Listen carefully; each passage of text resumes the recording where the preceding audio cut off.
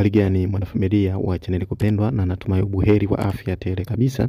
Basi nikukumbushe kwamba kama ni mara yako ya kwanza kutembelea kwenye YouTube channel yetu, tukukumbusha kwamba usisahau kubofya maneno mekundu yaliyoandikwa subscribe hapo chini ya video. Sasa tukiangazia viwanjani, hasa kwa upande wa klabu ya Wekundu wa Msimbazi. Sasa ni kwamba klabu ya Wekundu wa Msimbazi imeonekana kufanya mazoezi ya hali ya juu au mazoezi ya nguvu.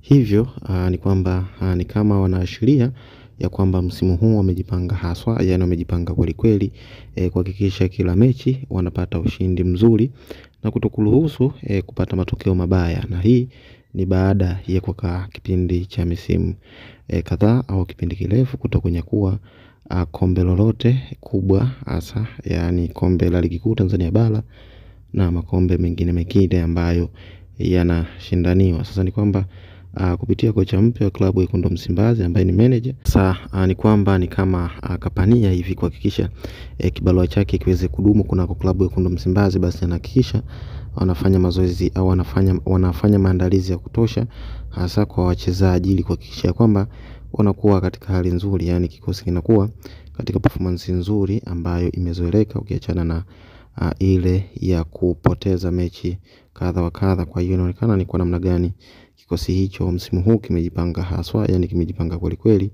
kwenye mashindano yote, yani ya ndani na yale ya nje, hasa CAF Champions League. Sasa ni kwamba klabu ya Wekundu wa Msimbazi baada ya wachezaji wake kadha wa kadha wakionekana kupata majeruhi, lakini baadhi kwa 90% tayari wamesharejea katika fitness wao, hasa kama Bajabeli ambaye amesumbuliwa kipindi kirefu toka kipindi wako kwenye pre-season, yani klabu ya Wekundu wa Msimbazi. Basi Wekundu wa Msimbazi walipitia wakati mgumu, hasa kwa mchezaji wao tegemezi ambao wamemsajili kwenye msimu huu mpya wa ligi kuu Tanzania bara, yani Bajabeli kupata majeraha na kupelekea mchezaji huyo kukaa nje kwa kipindi kirefu. Sasa ni kwamba mchezaji huyo tayari amesha rejea katika fitness wake kwa asilimia kubwa, yani kwa asilimia 90.